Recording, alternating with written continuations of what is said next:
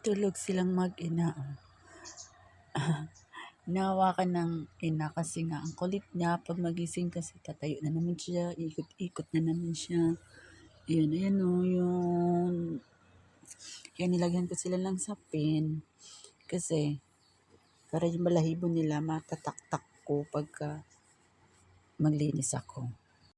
So, malinis naman yan sila.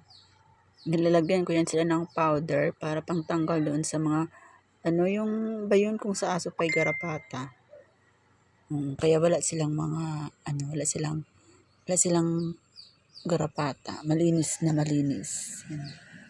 Malinis. Malinis. Yan. Gusto nila dito matulog sa higaan ko kaya okay na lang. Naawa naman ako kung saan sila matutulog. Kaya okay na lang din dito. So far, nice sila. Sweet. Mabait kasi yung ina. Lagi niya hinahanap pag nawala yung anak niya.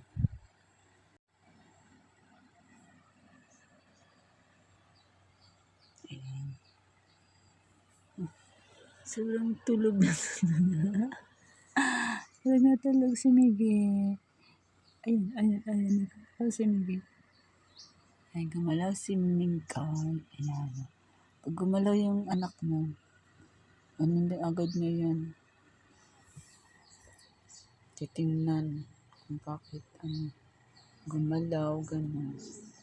Ganun ka-sweet si Mingkay sa kanyang anak na si Miggy.